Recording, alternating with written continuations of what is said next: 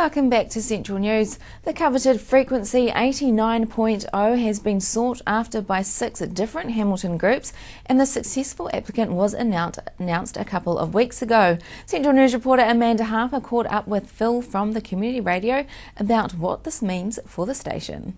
First of all, Phil, congratulations on winning the 89 frequency. What does this mean for community radio? Well, it means a lot to this station. It's really the sort of culmination of several years of lobbying. We've had an AM frequency for years, and that served us very well. We've also had a low power FM signal, which has sort of supplemented the AM. That's been great. But we've been lobbying for years to get a proper higher powered FM frequency. We've had some disappointments along the way, but now this is a great opportunity for us to really move things forward in terms of access radio broadcasting in this region. And that really means that it's a great opportunity for all the communities that use us. You know, access radio is essentially it's by, for and about our community. So all those communities that come and make content here now have a much bigger chance of actually getting out there and speaking to their people. Definitely. And when does this all come into play?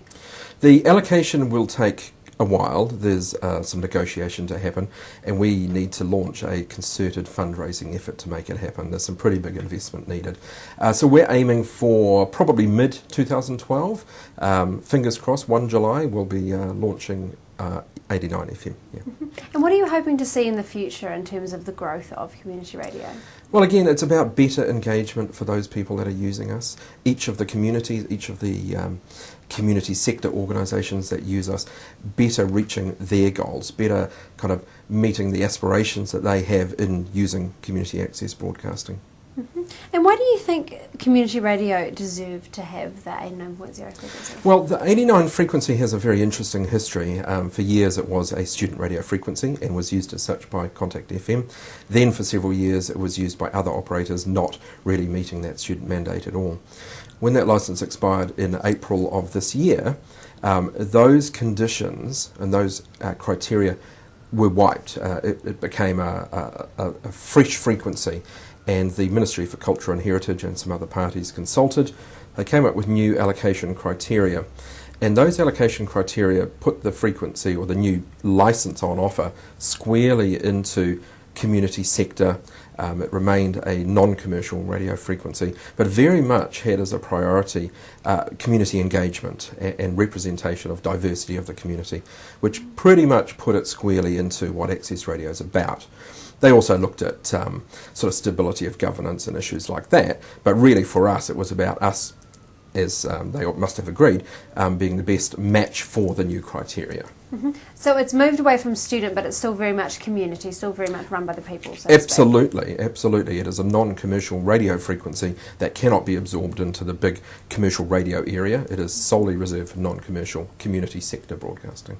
Excellent. And as a community broadcaster ourselves here at TV Central, we definitely need more of these. Oh, absolutely, absolutely. Yeah. And why do you think that the previous stations failed? Where do you think they what went wrong for them?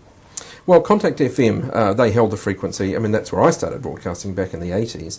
And after a number of years, the student union, some decisions were made that really had nothing to do with me. I wasn't a student at the time, and I can't really speak to that. But I know the frequency was subleased to a number of other operators, some who simply didn't survive. It was sort of on-sold and on-sold. All the time, I think, drifting away, and I think most people would agree, drifting away from the mandated student focus of that frequency. And is it a lack of organisation, do you think? I can't say. That's really for those people that were involved to answer those questions. Okay. And how will this improve your profile in the Waikato? Well, the main thing I think is that people will be able to find us more easily. AM frequencies, AM has become less and less relevant over the years. A lot of people, let's say under 30s, when you speak to them, don't know what AM radio is. They don't understand that radio is not just FM, it's AM as well. So there's a whole lot of people out there who wouldn't find us. The low power FM, well, that really has a limited range and will only be picked up by a certain type of device. Your little transistor radio may never pick it up. Anybody driving a Japanese import car with its Japanese radio in it can't pick us up. We're in part of the spectrum at the moment where those radios just don't pick us up. So 89 FM will put us squarely back where everyone can reach us and over a much bigger geographical area. Now there were 6 other stations or organisations vying for the 89 frequency, and there is now a campaign out about the need for a student radio station on the FM. I know there's already 2 in Hamilton. What are your thoughts on this? Oh, I'd love to see student radio get a high power frequency. I've made that very clear to the people operating Contact FM that I'm behind them. I want to see them back in high power FM, of course. There are other opportunities. Each of the candidates, or certainly the people behind the Contact application and our application, we had a plan B. Contact have a plan B. They're enacting that now. Good on them, so they should. I'm quietly confident that in the next year or so there'll be some movement on that one. Fingers crossed for them. Yes, definitely. Yeah. And what happens now for community radio? More growth, more community interaction, more people coming and using us, more people knowing about us and seeing us as the opportunity that Access Radio does provide around the country, which is not only having a voice for sectors of the community, but training opportunities. People, young people thinking about a broadcast future. Access Radio is where you can get a start to do that. So lots of opportunities, and we certainly intend to make the most of them. I understand there might be a little bit of a rebranding going on as well. Yeah, lots of planning to do, lots of technical stuff to do. We're going to take this opportunity to rebrand the station to, new frequency, new name, new look, and hopefully get out there with a bit of a splash. Can you give us any hints of how it might play out? It's early days yet. No, we don't. We haven't gone down that path. There's lots of people we want to talk to. There's lots of people we want to get ideas from, but we'll be developing some ideas. Yeah. Excellent. Thank you very much. Great. Thank you.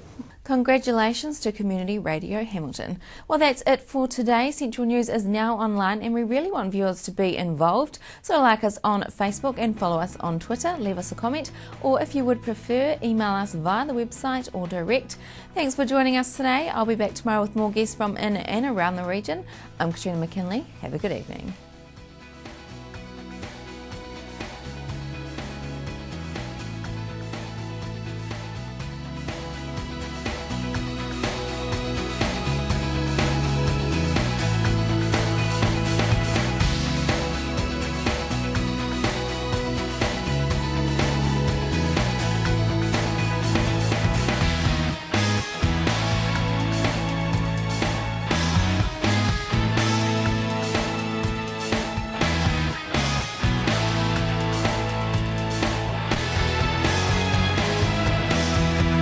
This has been an Alpha Media production, a division of Television Media Group.